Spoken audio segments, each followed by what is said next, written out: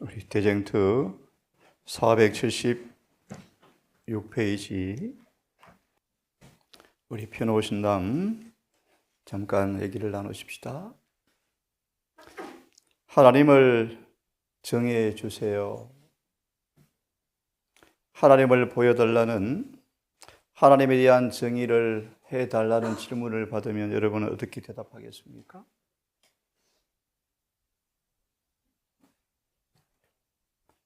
우리 쉬운 말씀 잘 아시죠?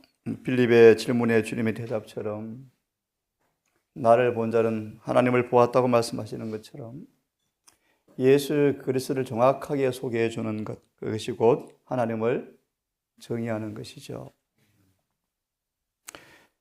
하늘이 무엇입니까? 하늘을 체험해 보셨습니까?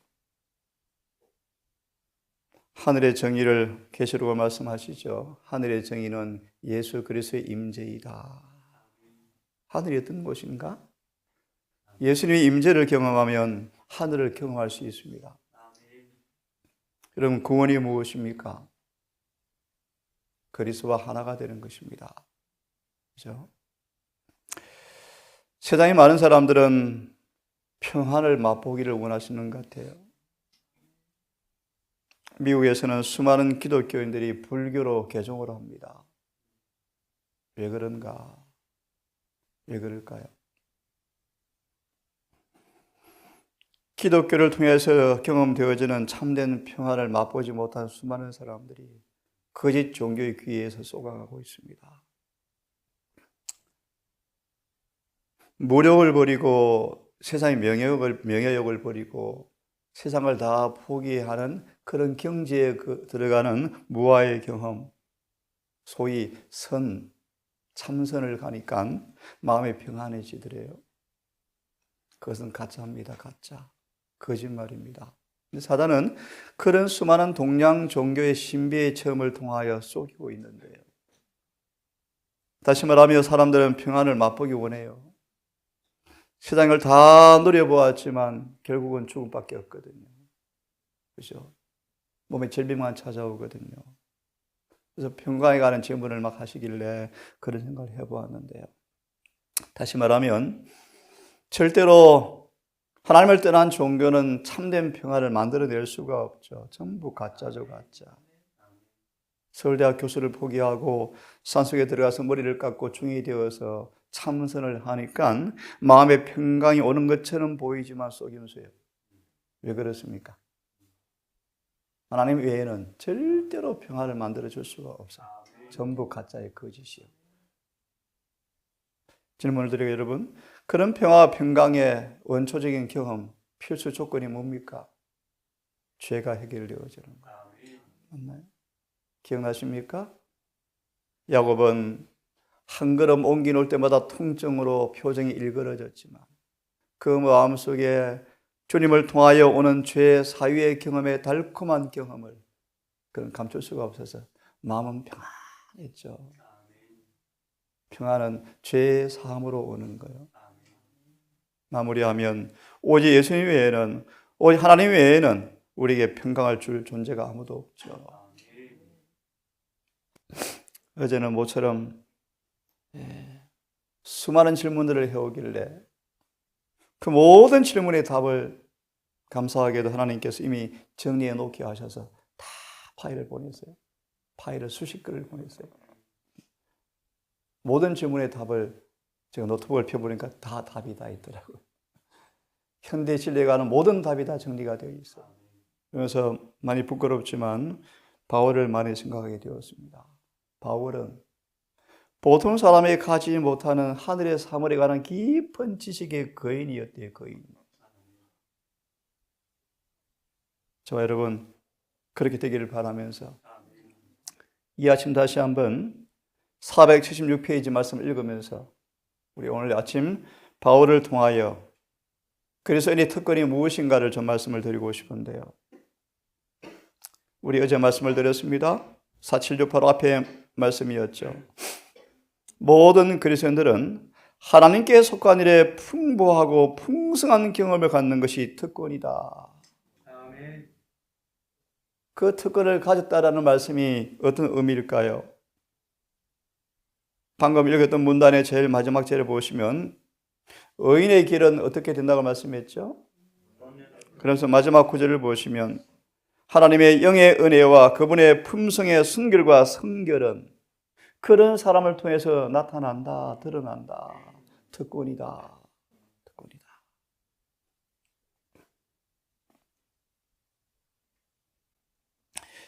그 다음 문단에 보시면 사도 바울은 이런 그리스도인들이 누리는 풍성한 축복에 대해서 말씀하십니다. 골로새 1장 9절 11절 인용하셨죠. 우리도 너희를 위하여 기도하기를 그치지 아니하고 구하노니 너희로 하여금 모든 신령한 지혜와 총명에 하나님의 뜻을 아는 것으로 채우게 하시고. 그래서 베드로후서 3장 18절 자주 인용했죠. 오직 은혜 아래 거하고 그리스도를 아는 것으로 자라기를 내가 원합니다.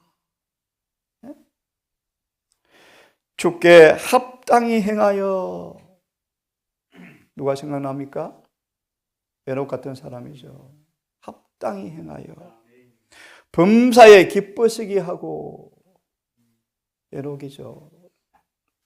주께 합당히 하여 범사에 기뻐시게 하고 모든 선한 일에 풍성한 열매를 맺게 하시며. 네?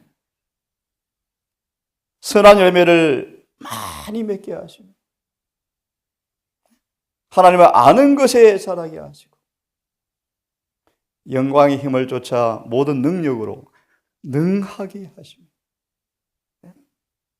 기쁨으로 모든 견딤과. 여러분 누가 기억납니까? 혹시 발데인스인들요.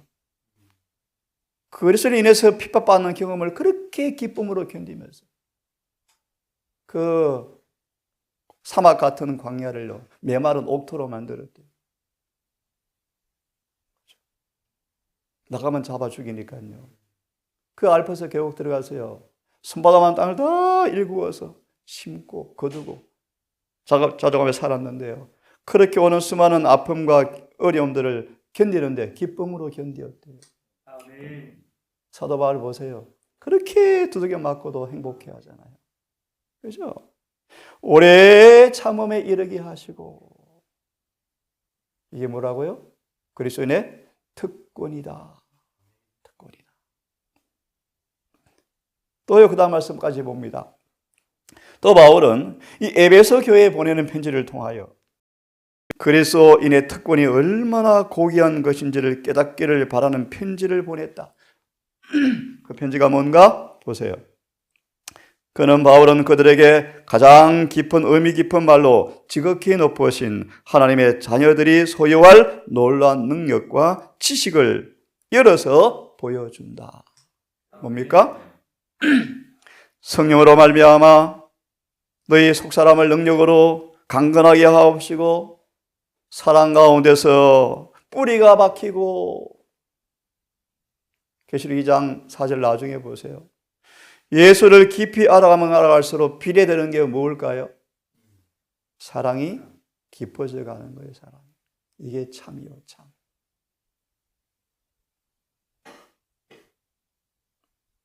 뿌리가 박히고 터가 굳어져서 능히 모든 성도와 함께 사랑을 알아. 그 길이와. 사랑이 얼마나 깁니까?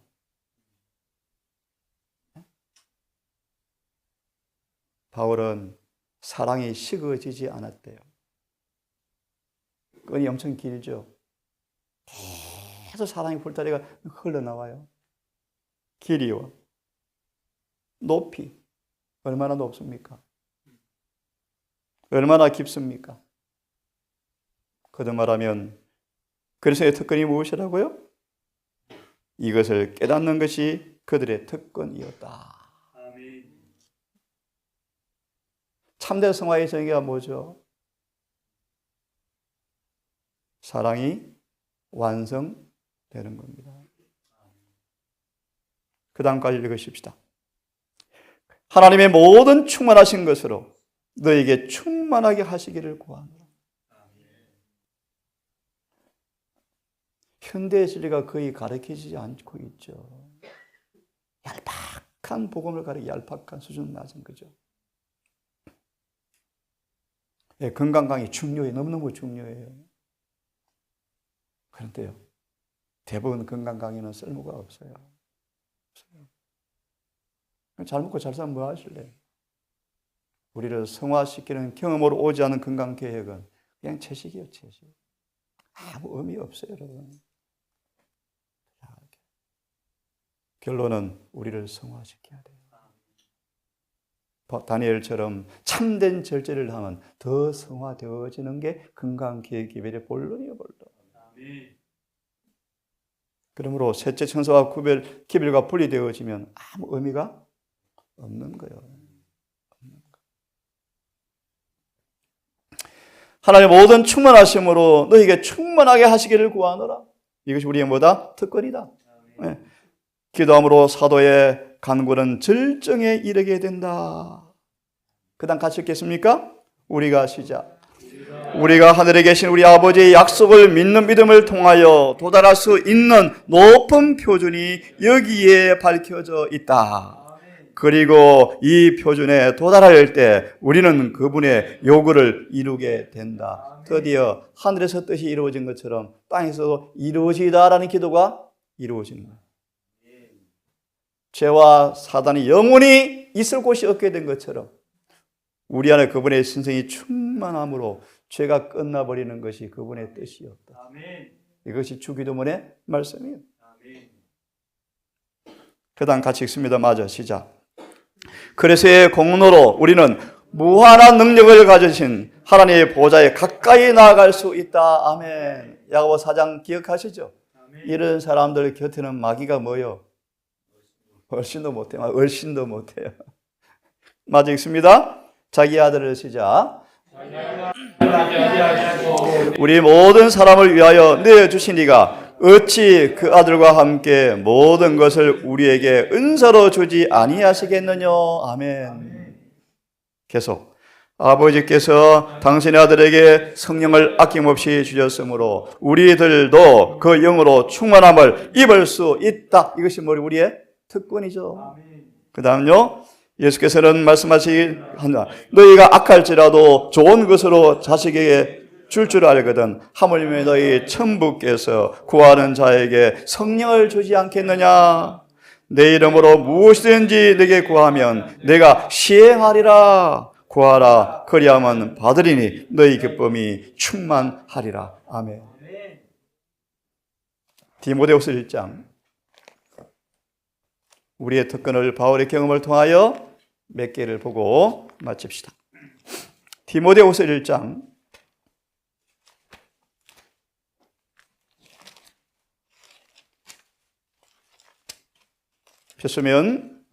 12절을 함께 읽겠습니다. 폈으면 12절을 함께 읽겠습니다. 시작. 이를 인하여 내가 또 이 고난을 받되 부끄러워하지 아니함은 나의 의할 바를 내가 알고 또한 나의 의탁한 것을 그날까지 그가 능히 지키실 줄을 확신함이라. 나는 내가 의리한 자를 내가 압니다. 그분이 나를 지키실 것을 내가 확신합니다. 이 말씀을 정언은 이렇게 말합니다. 건전한 신앙 경험의 소유자 바울이었다. 디모데후서 1장 12절을 보세요. 사도 바울은 건전한 신앙 경험을 가진 우리의 모범이었습니다. 1장 12절 찾았습니까? 나의 의리한 자를 내가 알고. 여러분 잘 아시죠? 이 땅의 지상 역사 마지막 선지자의 마지막 고백이 무엇이었습니까? 나는 내가 믿는 그분을 내가 압니다. 압니다. 호흡을 몇 번 가쁘게 쉰 다음에 이 땅의 마지막 선지자가 드디어 임종하셨죠. 나는 내가 믿는 분을 내가 잘 압니다. 바울은 의심의 구름 아래 살지 않았다. 확실치 못한 길을 암중 모색하는 자가 아니었으며, 여러분 잘 아시죠? 사도행전에 진리를 확실히 깨달으면 영혼을 위해서 확실한 기초를 일을 할 수가 있다. 시련과 고난을 불평하는 자도 아니었다. 시련의 의미를 그는 알았죠. 그래서 불평하지 않았죠.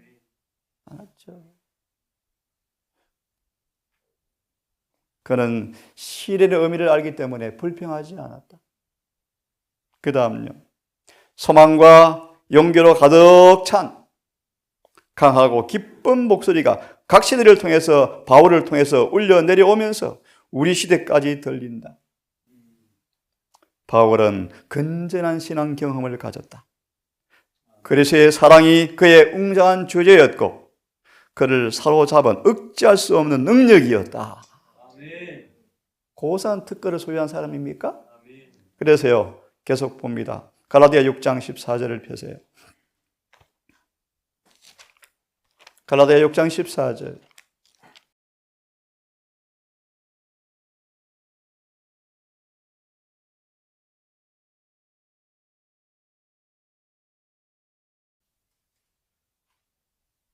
(14절) 함께 읽습니다. 시작. 그러나 내게는 우리 주 예수 그리스도의 십자가 외에 결코 자랑할 것이 없으니, 그리스도로 말미암아 세상이 나를 대하여 십자가에 못 박히고 내가 또한 세상을 대하여 그러하니라. 예, 6장 14절 정언을 보시면 이런 제목이 있습니다. 모든 그리스도인을 위한 생생한 모본이 바로 바울이었다. 참, 이런 기록을 남길 수 있으면 얼마나 행복할까요? 그렇죠? 모든 그리스도인들은 생생한 모본이었다. 바울은 모든 참된 그리스도인이 어떤 사람이 되어야 하는가에 대한 산모본이었다. 그는 하나님 영광을 위해 살았고, 그의 말씀은 우리 시대에 이르기까지 그대로 들려온다.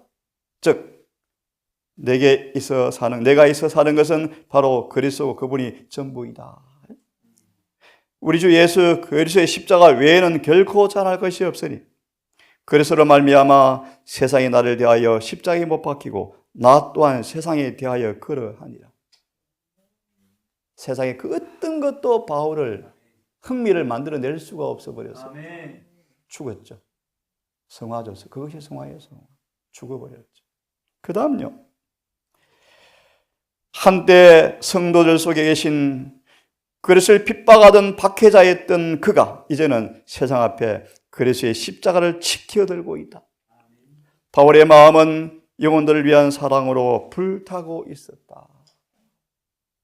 죄 가운데 죽어야 하리까. 오늘 수많은 사람들이 죄 가운데 죽어가고 있죠. 영혼 구원사만큼 거룩한 직업이 없잖아요. 바울은 영혼들을 위한 사랑으로 불타고 있었다. 그는 사람들을 회심시키기 위해서 모든 힘을 쏟아부었다. 그보다 더 열렬하고, 그보다 더 자기를 부인하고, 그보다 더 참을 수 있는 사람이, 사역자가 살았던 적이 과거에 없었다. 그는 그리스도의 일을 하였다. 그가 받은 모든 축복들은 다른 사람들을 축복할 때 매우 유용하게 사용되어 산 사람이 바로 바울의 삶이었다. 마지막으로 고린도후서 12장.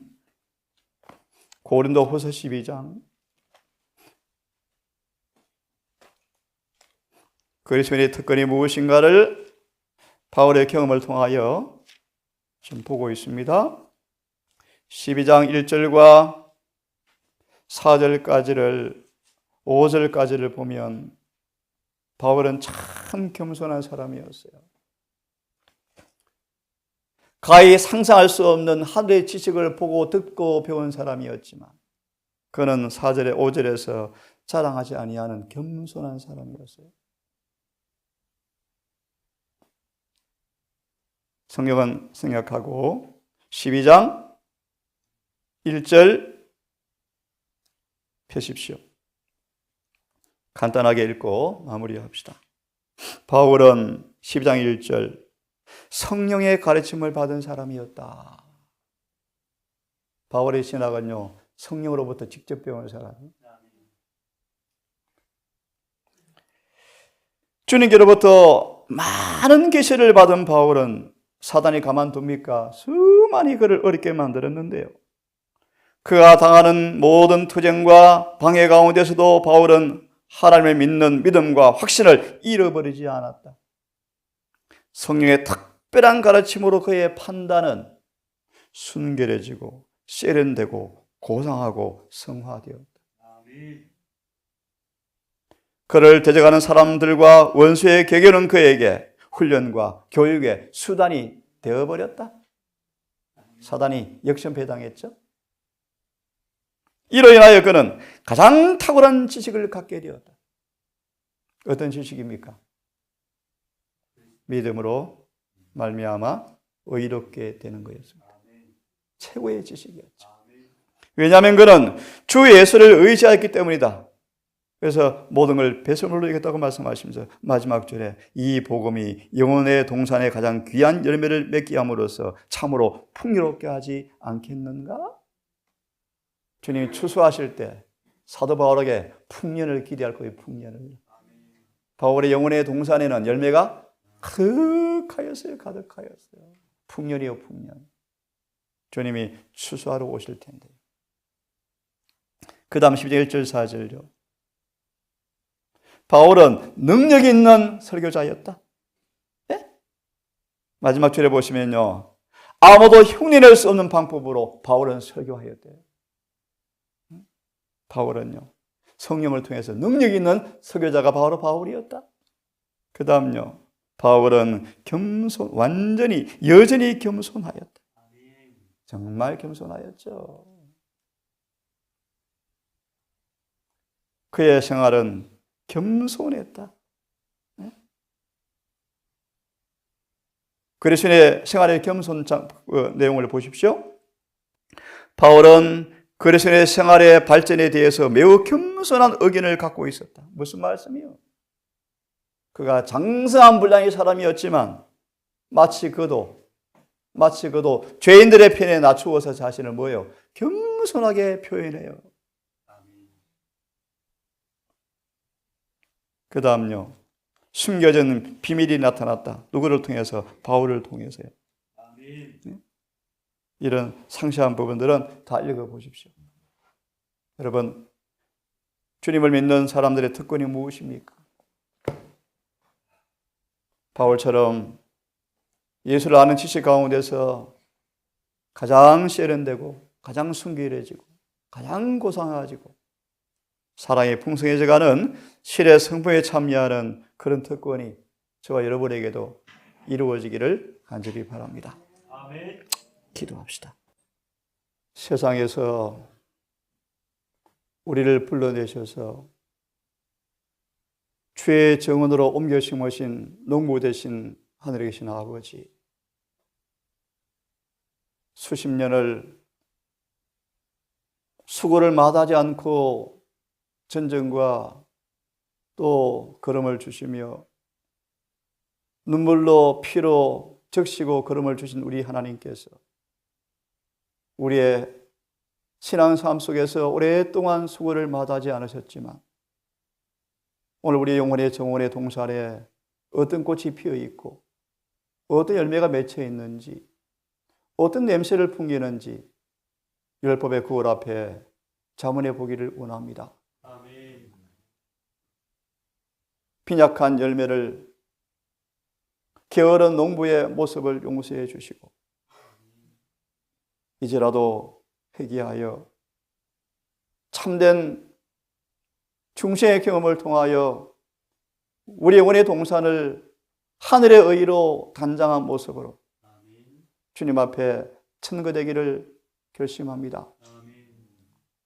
아버지, 이 일이 우리의 결심으로 되지 아니하오니 성령으로 응답해 주셔서 사도 바울처럼 하나님 아는 지식 가운데 가장 높은 경지에 도달하는 특권을 누리게 해 주시기를 기도합니다. 우리 모든 말씀을 듣는 가족들, 온라인으로 예배를 참석하는 우리 모든 성도들 모두 기억하사 임박한 이 위기 앞에 열심을 내어서 은혜와 주님 아는 지식 가운데 자라가는 특권을 누려서 추수하시는 주님께서 오시는 그날 우리 영혼의 동산의 풍성한 열매로 주님께 드리는 그런 종들 되게 해 주시옵소서. 아멘.